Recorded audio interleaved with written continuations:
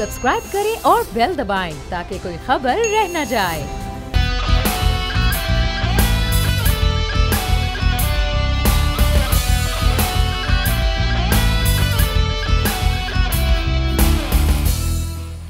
अस्सलामुअलैकुम नाज़रीन, प्रोग्राम में आपको कहेंगे खुशामदीद। मैं हूं महविश अनस और मेरे साथ मौजूद हैं बोल न्यूज़ के एडिटर इन चीफ नज़ीर लगारी साहब।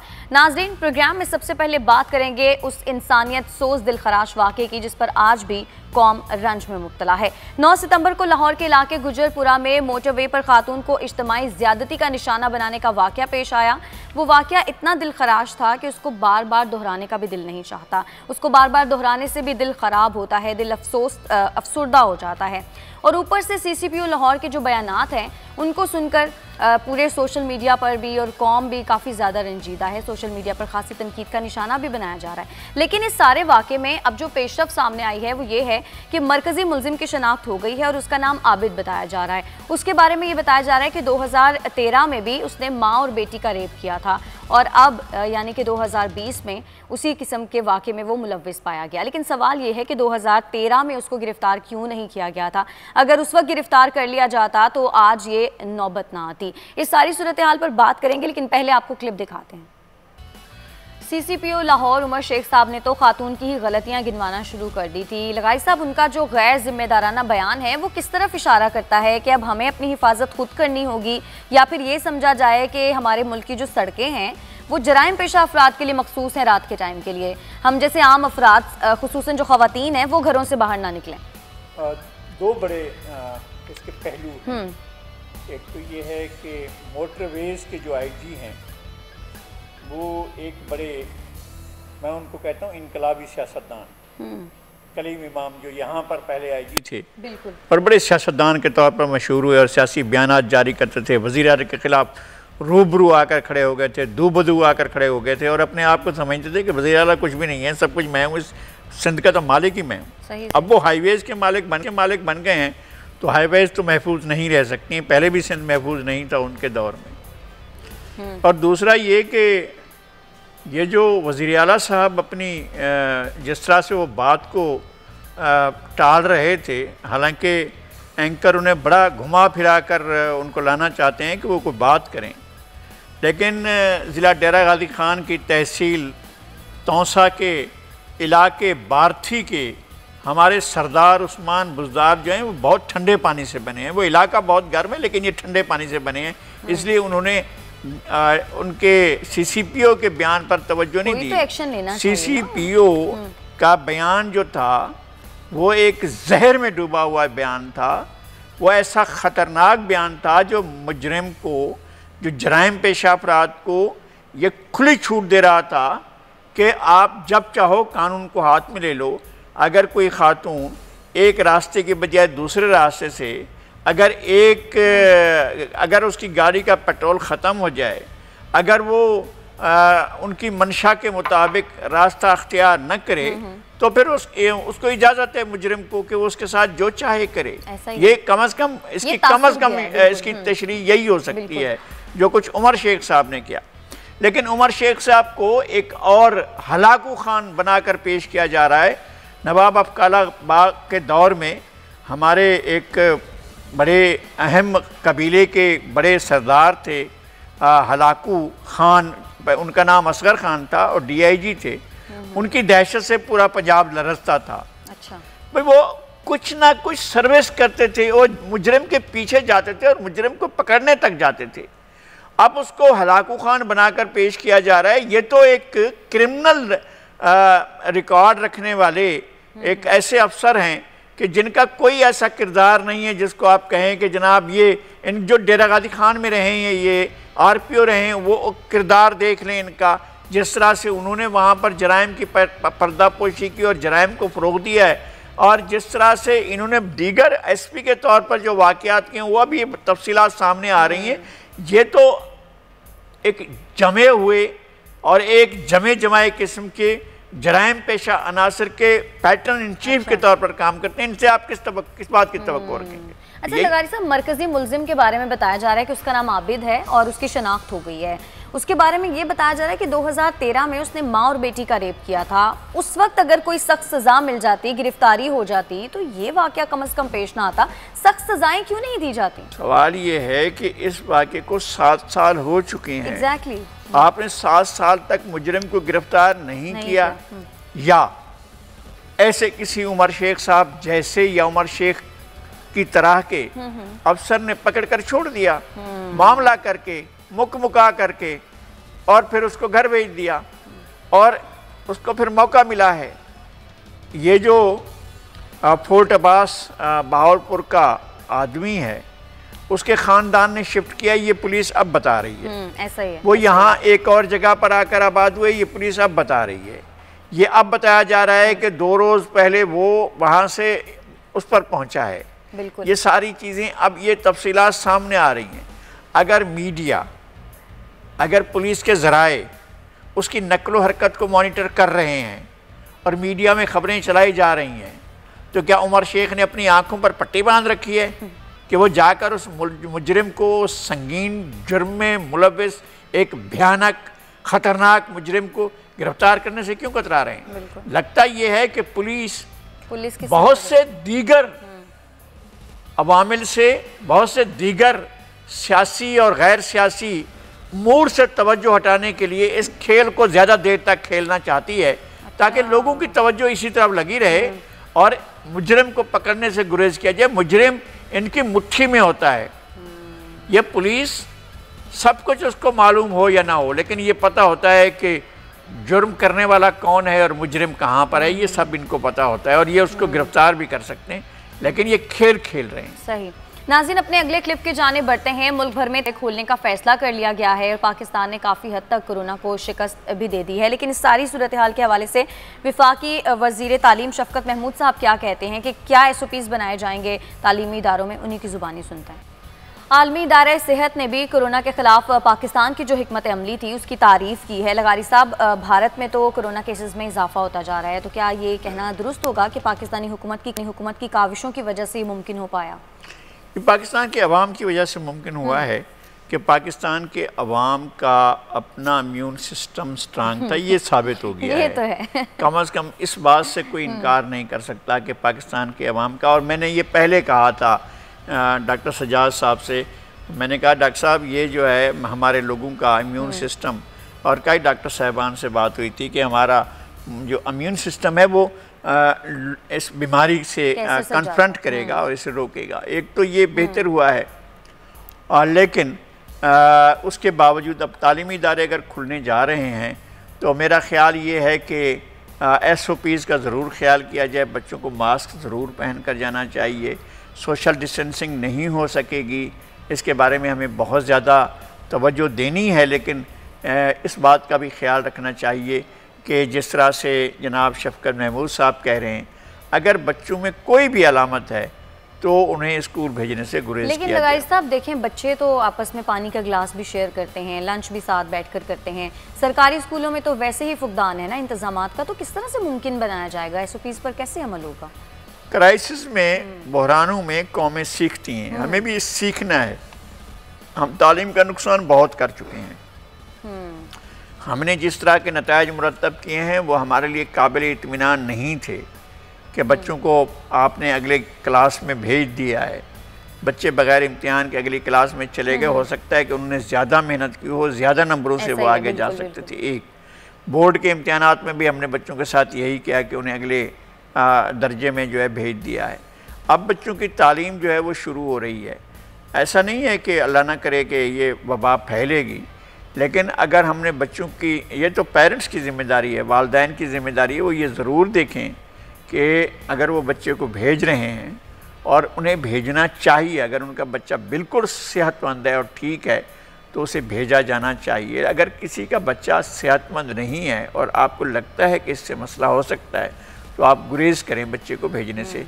और सेहतमंद बच्चे जो हैं वो, लगाई साहब SOPs की जो निगरानी है वो कितनी ज़रूरी है, क्योंकि कोरोना के खदशात तो अभी भी। लेकिन जब स्कूल के 4 दीवारी में आ गए तो फिर हेड सर हो गए, जो भी हेड टीचर होंगे और टीचर्स होंगे वो इस बात को मॉनिटर कर रहे होंगे।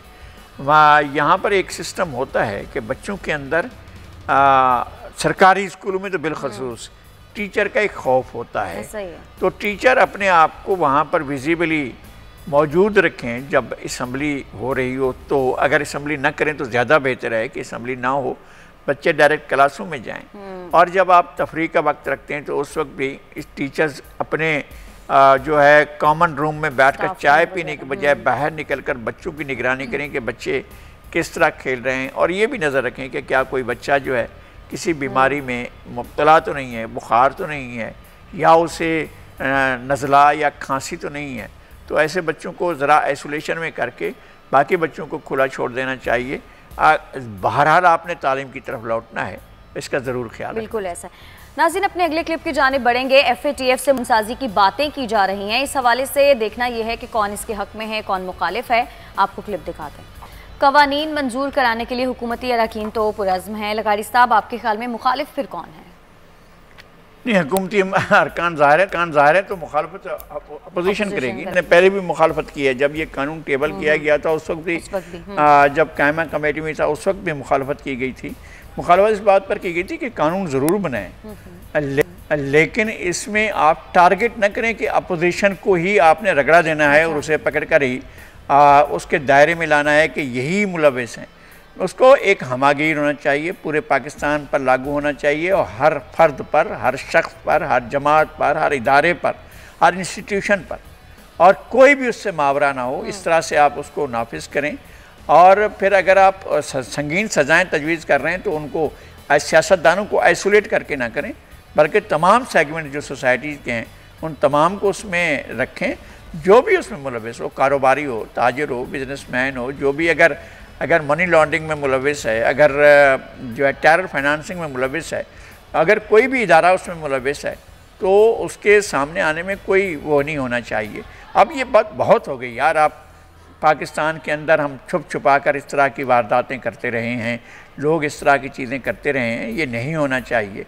आप टेररिस्ट को आप किसी भी सूरत में स्पेयर नहीं कर सकते, और किसी सूरत में भी आप ये नहीं कर सकते कि मनी लॉन्ड्रिंग करके आप काला पैसा जो है। ये जो कवानीन है ये मुल्की मफाद में ही है।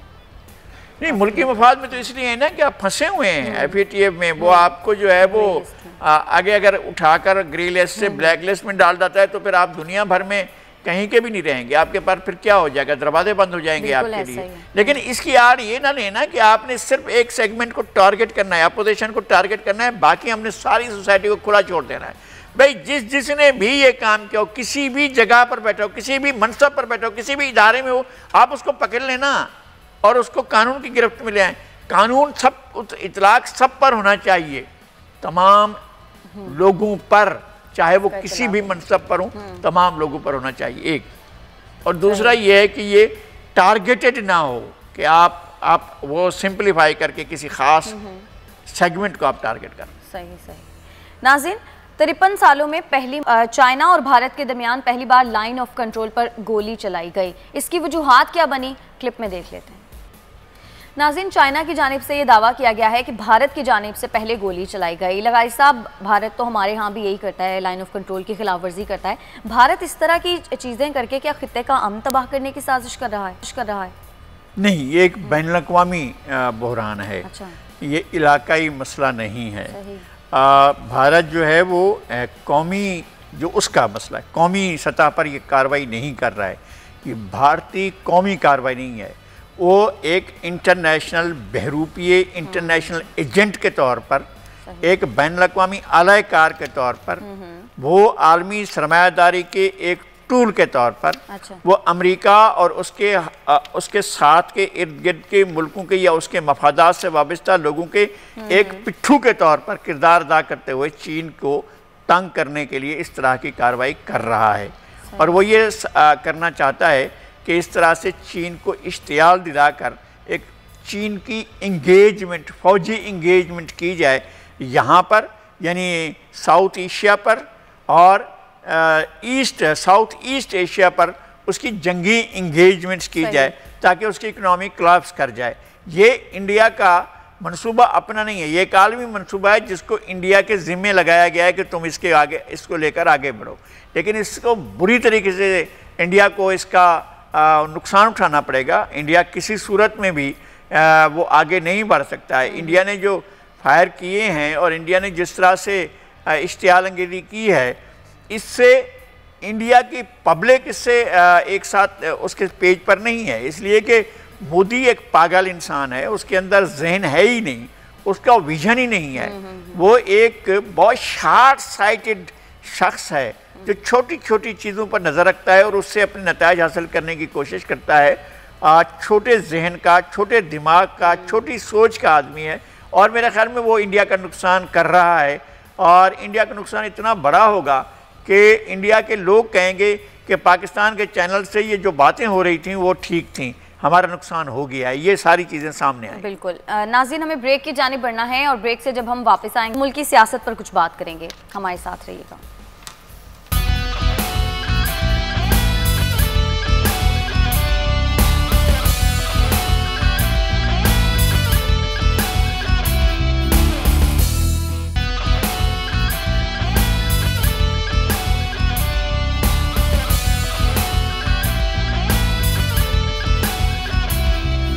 वेलकम बैक नाज़रीन। पीपल्स पार्टी के चेयरमैन बिलावल भुट्टो जरदारी, जो कि अब से कुछ देर पहले मीडिया से बात कर रहे थे, मीरपुर खास में वो मौजूद थे और उनकी जानिब से कहा गया कि एनएफसी अवार्ड में सूबे का हिस्सा नहीं दिया जा रहा है, हमें कोई स्पेशल पैकेज नहीं बल्कि अपना हक चाहिए और हक ना मिला तो इस्लामाबाद का रास्ता जानते हैं। लगाई साहब, बिलावल भुट्टो जरदारी साहब खासे जारहाना नज़र आ रहे हैं मूड में। उन्होंने जिस तरह से कहा कि अगर हक ना मिला तो इस्लामाबाद का रास्ता जानते हैं, आपके ख्याल में उनके माइंड में इस तरह का कुछ कोई हिकमत अमली मौजूद है या इस तरह की सिर्फ बातें ही की जा रही?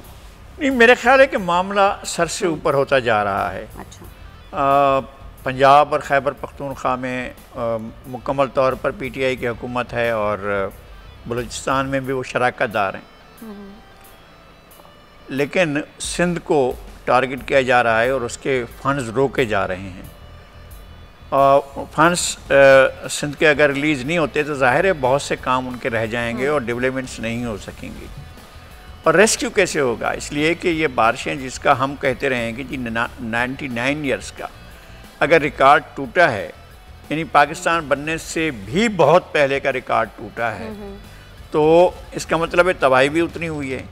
तबाही हुई है तो इंफ्रास्ट्रक्चर भी उतना ही बर्बाद हुआ है। इंफ्रास्ट्रक्चर बर्बाद हुआ है, बल्कि नई बर्बादियां आई हैं जो जिनका पहले से तस्वुर भी नहीं था।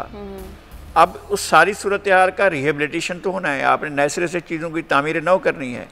अगर ये सब कुछ होना है तो उनके लिए फंड्स की ज़रूरत पड़ेगी। और अगर वफाक फंड्स रोक कर बैठा होगा कि हम सिंध को पैसा क्यों दें, तो ये आइन की खिलाफ वर्जी है। ऐसा नहीं है कि वो अपने तौर पर मनमानी कर सकते हैं, वो नहीं कर सकते मनमानी। नेशनल फाइनेंस कमीशन आइनी इदारा है, आइनी इदारे के तहत एक सूरत हाल तय हुई है, एक कंडीशन तय हुई है और नया अवार्ड जो है उसके लिए इजलास अभी तक नहीं हो सका है, जो कि होना चाहिए था और ये सारा अमल होना चाहिए था, वो अब तक नहीं हुआ है। वो करना चाहिए, वज़ीर-ए-आज़म को उसकी जिम्मेदारी उठानी चाहिए, एक नया एनएफसी अवार्ड आना चाहिए। लेकिन मामला इतना तूल क्यों पकड़ता जा रहा है, ये समझ नहीं आता। इसलिए कि उनकी नीयत नहीं है, वफाक की नीयत नहीं है, वफाक देना नहीं चाहता है, वफाक अपनी जिम्मेदारी को पूरा नहीं करना चाहता है। सिंध की हद तक वो सिंध को ज़्यादा तंग करना चाहता है, इसलिए कि सिंध में उसकी हुकूमत नहीं बन सकी है, ये वजह है। और दूसरी बात, हम बिलावल भुट्टो साहब से के हवाले से भी ये कहना चाहेंगे कि अगर आपको वफाक की तरफ से फंड्स मिल जाते हैं तो, और अगर नहीं भी मिलते हैं तो आप दोनों सूरतों में फंड जो हैं सूबाई फाइनेंस कमीशन को भी एक्टिवेट करें और सूबे की सतह पर मीरपुर खास, सक्खर, नवाब शाह, सांगढ़, दादू, जामशोरो, ठट्टा, सजावल, गड़ी अपना जैकोबाद, कश्मोर, कंदकोट, कंबर, शहदादकोट, लाड़काना, इन तमाम अजला में भी जो काउंसिलें हैं, जो कॉरपोरेशंस हैं, उनके अंदर जो बल्दियाती इदारे हैं उनके तरफ फंड्स जाने चाहिए और एक सख्त किस्म की मॉनिटरिंग होनी चाहिए कि फ़ंड्स का इस्तेमाल कैसे हो रहा है। और अवाम इंतखाबात करवाएँ, सूबाई हुकूमत इंतखाबात करवाए और लोगों का इंतखाब करे। देखें, अब ये एक मौका है कि लोगों को मौका मिलना चाहिए कि वो बल्दियाती अमूर में किस तरह से अपना हिस्सा अदा करना चाहते हैं, ये भी लोगों को मिलना चाहिए और फंड्स नीचे भी जाने चाहिए। ये दुरुस्त है कि वफाक ने फंड्स रोके हुए हैं, वो नहीं रोकने चाहिए उसे और उसे देना चाहिए। और ये भी सही है कि सूबे ने भी उन फंड्स को नीचे ले जाना चाहिए। सूबे के लिए भी ये नहीं है कि अच्छा ठीक है आपको वफाक से मिल गए, अब आप पैसे रोक कर बैठे हुए हैं और नीचे बल्दियाती इदारों को काम तो बल्दियाती इदारों नहीं करना है। जी। अच्छा लगाई साहब, खुर्रम शेर जमान साहब की जानिब से भी तनकीद के वार किए गए। उन्होंने बिलदारी साहब को कहा जैसा लीडर होगा वैसा वर्कर होगा। पाकिस्तान तहरीक इंसाफ तो कोशिश कर रही है कि कराची के मसाइल हल हों। ये डिसाइड जब हो चुका था कि सूबाई हुकूमत और विफाकी हुकूमत मिलकर कराची के मसाइल का हल निकालेगी, तो फिर अब इस तरह के बयानात देने का क्या मकसद है? नहीं, बयानात का मतलब तो वो अलग था। एक ऐसा फंड जो 11 खरब का ऐलान किया गया था वो अलग था। वो सूबाई हुकूमत अपना काम करेगी, वफाकी हुकूमत अपना काम करेगी, ये एक अलग फंड था। इसमें भी वफाक का हिस्सा बहुत कम है। वफाक का हिस्सा जो है वो 3 खरब से के बराबर भी नहीं है। और वो 3 खरब अगर फंड रिलीज करे तो भी उससे पूरे होते हैं जो उसने रोक रखे हैं पैसे। मसला ये है कि वफाक सूबे को तंग क्यों कर रहा है, ये क्यों नहीं पूछते हैं जनाब खुर्रम शेर जमां अपनी पार्टी की लीडरशिप से कि आप सिंध के फंड्स रिलीज क्यों नहीं कर रहे हैं? वो करें ना फंड रिलीज, ताकि अच्छा आपका ये हक बनता है कि आप मॉनिटरिंग करें कि फंड्स को किस तरह इस्तेमाल किया जा रहा है। इस तरह से देखें, बहुत चीज़ें बड़ी मौजज़ाती हुई हैं। ऐसा नहीं है कि 100 साल की बारिश का रिकॉर्ड टूट जाए और शहर में पानी निकाल दिया जाए, तो ये हो नहीं सकता था, मगर हुआ है। और इन्हीं हुकूमतों ने निकाला है, यही हुकूमत थी और इसमें यही विल थी हुकूमत की जिसने इस पानी को निकाला है। आप जाएं इस वक्त देखें, बहुत ज़्यादा हो गया है लोगों का, बहुत ज़्यादा हुआ है, बहुत ज़्यादा हुआ है। क्या लाहौर में लोगों का नुकसान नहीं हुआ? लेकिन इतना ज़्यादा मैं ये कह रहा हूँ कि क्या लाहौर में बारिशें नहीं हुई? क्या लाहौर में गाड़ियाँ नहीं तैर रही थी पानी के अंदर? सिस्टम तो वहाँ का भी ऐसा ही है।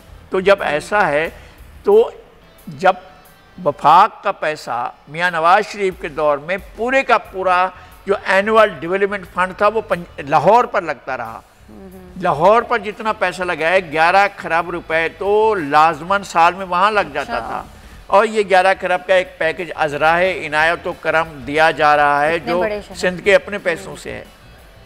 तो अब आप कुछ दे रहे हैं या नहीं दे रहे हैं, लेकिन आप उनका फंड तो रिलीज करें ना, उसको तो ना रोकें आप। अच्छा, खुर्रम शेर जमान साहब ये भी कहते हैं कि वज़ीर आला सिंध और बिलावल साहब, देखें वो हैं नहीं इस वक्त, मैं उनके बारे में बैठकर बात करूंगा तो मुनासिब नहीं होगा ना। बिल्कुल मैं ये कह रहा हूँ कि बात ये है कि ये वफाक का और सूबे का, ये अपोजिशन का और हुकूमत का, ये सूबाई अपोजिशन और सूबाई हुकूमत का, वफाकी अपोजिशन वफाकी हुकूमत का मिल बैठ कर इस मामले को तय करने का मामला है कि ये बैठें।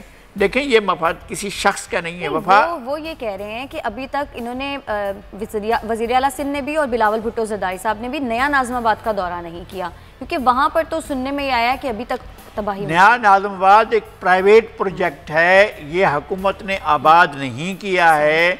इसको KDA ने मंजूरी दी या जिसने भी मंजूरी दी उसके बारे में बड़े सवालात मौजूद थे, हम उस तरफ नहीं जाते हैं। लेकिन एक टोटल प्राइवेट प्रोजेक्ट है। अगर खुदा न खास्ता बहरिया टाउन में कोई क्राइसिस आता है और हम उसकी जिम्मेदारी लें, तो खान साहबा अगर लाइन पर हैं तो उनसे तो ज़रा अच्छी बात हो सकेगी। बिल्कुल हमारे साथ मौजूद शीरी रहमान साहिबा हमारे साथ बिल्कुल मौजूद हैं, उनसे इस बारे में मजीद बात करेंगे। शीरी रहमान साहिबा, जिस तरह से बात की जा रही है बिलावल भुट्टो ज़रदारी साहब की जानिब से, वो कहते हैं कि NFC अवार्ड में सूबे का हिस्सा नहीं दिया जा रहा, जबकि खुर्रम शेर जमान साहब ये कहते हैं कि जैसा लीडर होगा वैसा ही वर्कर होगा। आप क्या कहेंगी?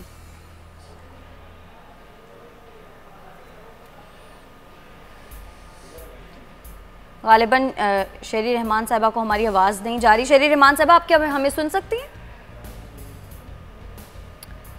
हमारी गालिबन हमारा राब्ता उनसे मुनक़ता हो गया है। तो लगारी साहब, हम जो बात कर रहे थे, अब मैं चाहूँगी आप वहीं से कंटिन्यू करें। हाँ, मैं ये कहता हूँ कि देखें, एक तो ये नया नाज़िमाबाद का जो प्रोजेक्ट है वो टोटल प्राइवेट प्रोजेक्ट है।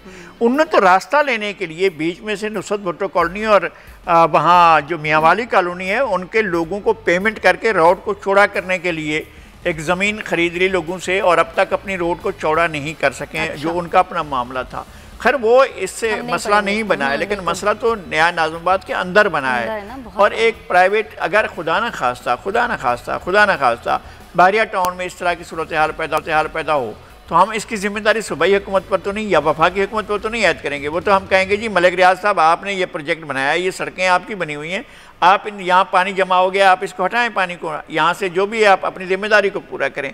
वो इस तरह का है, उसमें ये नहीं है कि किसी किस्म का उनका जो है इसका हिस्सा हो, ना ये KDA का हिस्सा था, ना ये KMC का हिस्सा था। लेकिन उसके बावजूद भी ये एतराज़ अपनी जगह पर सही है कि अगर बिलावल जा रहे थे Nazimabad, north Nazimabad, new Karachi, north Karachi, Yousuf Goth, Surjani town गए हैं, तो उन्हें नया नाज़माबाद भी जाना चाहिए था। वहाँ के लोग भी इसका हक़ रखते हैं कि आप पॉलिटिकल लीडर के तौर पर और सूबाई हुकूमत के सरबराह के तौर पर, चूँकि आपके पास सूबाई हुकूमत है, आप वहाँ पर ज़रूर जाते और जाकर उन लोगों के दुख में शरीक होते, इसलिए कि उनका बहुत ज़्यादा नुकसान हुआ है। आप ज़रूर उनको कहें, बिल्डर को कहें कि जनाब आप मेहरबानी कीजिए, आप इसको रिस्टोर कीजिए सारी चीज़ें, इसलिए कि उस सारी की प्लानिंग, डेवलपमेंट और उनके कंस्ट्रक्शन सब कुछ उनकी निगरानी में हो। सर लगाई साहब, हमने इससे पहले पंजाब की मोटरवे के हवाले से बात की थी। सिंध में भी बच्चों के अगवा और ज़्यादती के वाक़यात में होशरुबा इजाफा हुआ है। एक रिपोर्ट ये बताती है कि कराची के मुख्तलिफ अजला में 233 बच्चे अब तक लापता हैं। इस तरह के जो वाक़यात पेश आते हैं, जो लापता बच्चे हैं उनके वालिदैन कहाँ जाएँ, किसके पास जाएँ, फरियाद लेकर कहाँ जाएँ, और ये वाक़यात तो बढ़ते जा रहे हैं। ये भयानक जराइम हैं जो बढ़ रहे हैं। सोसाइटी रिफ्लेक्ट करती है। सोसाइटी के अंदर आप जब देखें कि नाइंसाफ़ी जब उरूज पर हो, जब सरकारी इदारे अपने काम न कर रहे हों, जब अदालतों के अंदर इंसाफ न मिल रहा हो, तो फिर ये होता है कि नाइंसाफ़ी खुल खेलती है, जराइम पेशा लोग खुल खेलते हैं और इस तरह की वारदातें होती हैं। इसके ख़िलाफ़ 2 रोज़ पहले सराकी अवामी तरहम तहरीक ने कराची प्रेस क्लब के सामने एक बड़ा मुजाहरा किया और एहतजाज किया है, और जो कराची में बच्चों के अगवा के वारदातें हुई हैं उनके ऊपर बड़ा खुलकर इजहार ख्याल किया है। मैं समझता हूँ कि लोगों को और ज़्यादा उठ कर आना चाहिए, इस पर प्रोटेस्ट करना चाहिए, एहतजाज करना चाहिए, लोगों को ये एहसास दिलाना चाहिए कि ऐसा नहीं है कि आप बच्चे गायब हो जाएं और हम खामोश होकर बैठ जाएं। वालिदैन को तो सुकून ही नहीं मिलेगा ना। मैं वही कह रहा हूँ, इसलिए पूरी सोसाइटी को उठकर खड़े हो जाना होगा। देखें, ये सबसे बड़ी बात क्या है? सबसे बड़ी बात यह है कि इस मुल्क के अंदर लोगों को इंसाफ नहीं मिलता है।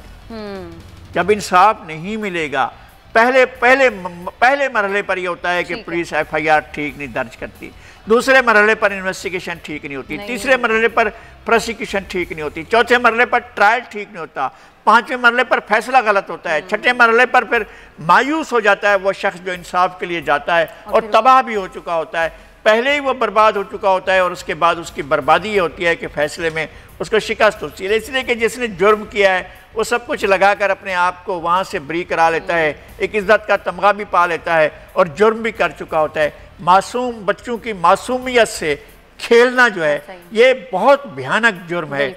सब लोगों को मिलकर इस पर बात करनी चाहिए और इंसाफ के इदारों से कहना चाहिए, खुदा के वास्ते इस मुल्क के लोगों के साथ इंसाफ करो, इसलिए कि लोगों का निज़ाम अदल पर और इंसाफ के निज़ाम पर भरोसा उठ चुका है। बिल्कुल ऐसा। ब्रेक की जाने बढ़ना है और नाज़रीन, ब्रेक से जब हम तो पीपल्स पार्टी सिंध के सदर निसार खोड़ो साहब हमें ज्वाइन करेंगे, हमारे साथ रहिएगा।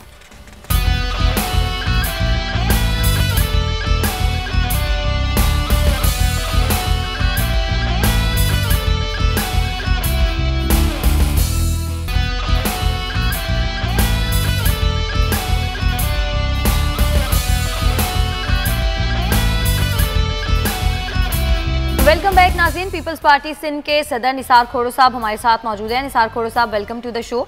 सर, बिलावल भुट्टो जरदारी साहब ने अब से कुछ देर पहले खिताब किया, उन्होंने NFC अवार्ड के हवाले से बात की। उन्होंने कहा कि सूबे का हिस्सा नहीं दिया जा रहा, लेकिन सवाल तो ये है कि सूबे का हिस्सा दे भी दिया जाए तब भी फंड्स जो हैं वो बल्दियाती इदारों को मुंतकिल नहीं होते, ऐसा क्यों है?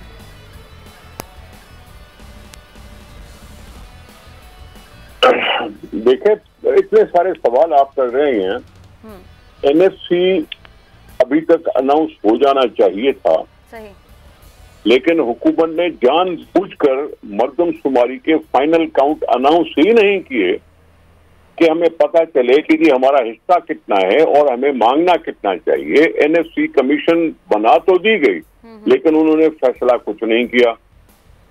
अब वो कुछ ना कुछ मिलता है जिसके लिए हमारी शिकायत रहती है कि आपने इतना कम दिया, आपने इतना कम दिया।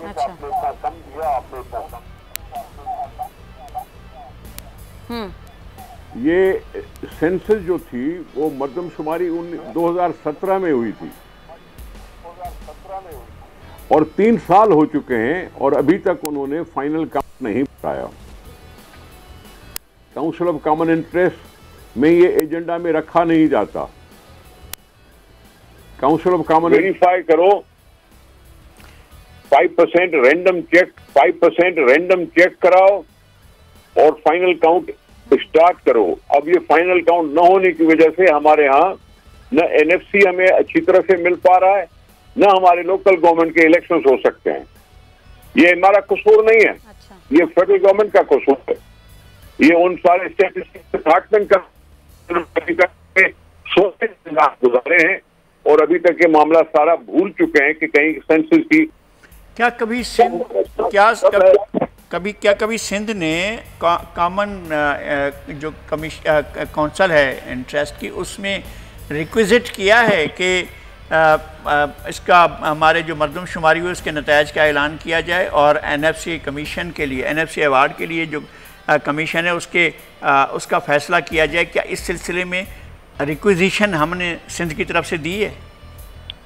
अगर आप मुझसे सवाल कर रहे हैं तो ये काउंसिल ऑफ कॉमन इंटरेस्ट ने 3 साल पहले फैसला किया था। 3 साल पहले फैसला किया था कि 5% रैंडम चेक कराई जाए सारे मुल्क की रैंडम चेक कराने के बाद आप इसको फाइनल काउंट डिक्लेयर करो, अप्रूव कराओ काउंसिल ऑफ कॉमन इंटरेस्ट से और नोटिफिकेशन निकालो। अब 3 साल तक कुछ नहीं हुआ तो फिर मैं क्या कहूंगा कि एनएफसी कितना मिला कितना नहीं मिला? मैं कैसे कह सकूंगा कि वफाक ने इतना देना था और हमें नहीं दिया? हमें अंदाजन एस्टीमेट पे चलाया जा रहा है, हमें अंदाजे पे चलाया जा रहा है। इतना बजट रखो, इतना देंगे, फिर जी डेवलपमेंट जो स्कीम्स होती हैं उसकी बजट में हमेशा कटौती कर देते हैं और हमारी सिंध की तरक्की और ज्यादा कमजोर पड़ जाती है। ये तो सीधी सी बात है कि जी 2015 में ये होनी चाहिए थी एनएफसी अवार्ड, अभी 2020 हो चुके हैं, यानी हम 5 साल ज़ाया कर चुके हैं। 5 साल एनएफसी अवार्ड अनाउंस करने में ज़ाया किया, 3 साल मरदमशुमारी के फाइनल काउंट को अनाउंस करने में ज़ाया किया। अब ये इमरान खान साहब की हुकूमत जो नया पाकिस्तान की बता रही है उसको स्टैटिस्टिक्स में दिलचस्पी नहीं है, उसको डेटा में दिलचस्पी नहीं है कि पाकिस्तान के लोग हैं कितने। अच्छा किया आपने नया पाकिस्तान का हवाला दिया है। नया नाज़माबाद के लोग पूछ रहे हैं कि जनाब बिलावल साहब जो हैं वो नॉर्थ नाज़माबाद गए, न्यू कराची गए, नॉर्थ कराची गए, सुरजानी टाउन गए, लेकिन नया नाज़माबाद नहीं है जो सबसे ज़्यादा मुतासर हुआ है, उसका दौरा नहीं किया है। वहाँ के लोगों की ये शिकायत है। इस सिलसिले में क्या आप बताएंगे क्या वजह है? मैं आपसे गुजारिश कर रहा हूँ, ये सारा सिंध है। वफाकी हुकूमत सिर्फ एक इलाके नहीं होती, ये पूरा सिंध है जो बारिशों में तबाह हो चुका। जब आप सुनते हैं कि जी थर में सैलाब आ गया तो वहां के झुग्गियों में भी लोग ख्वाब देखते होंगे अपनी जिंदगी के बारे में, और जगहों पे भी ख्वाब देखा जा रहा होगा। ये पूरे सिंध की बात करें मेरे भाई, बारिशें पूरी सिंध में हुई है, जहां जहां हुआ है। 20 अजला में तो हो चुकी है ना, हमने उनको आफत ज़दा करार दे दिया, हमने उसको आफत ज़दा करार दे दिया कि 20 अजला में इतनी लोगों की जानें गई, इतने घर गए, इतनी मिल्कतें तबाह हुई, इतनी फसलें तबाह हुई, इतनी गलियां तबाह हुई, इतने रोड तबाह हुए। ठीक है, ये पूरे सिंध की बात करूंगा। बिल्कुल ठीक है, मैं बात ठीक है। निसार खोरो साहब बहुत शुक्रिया। पीपल्स पार्टी सिंध के सदर निसार खोरो साहब हमारे साथ मौजूद, चूंकि कम था तो बड़ी कम बात हो सकी।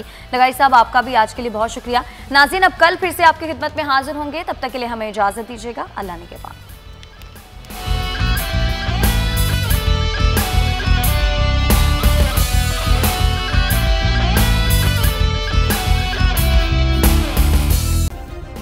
सब्सक्राइब करें और बेल दबाएं ताकि कोई खबर रह न जाए।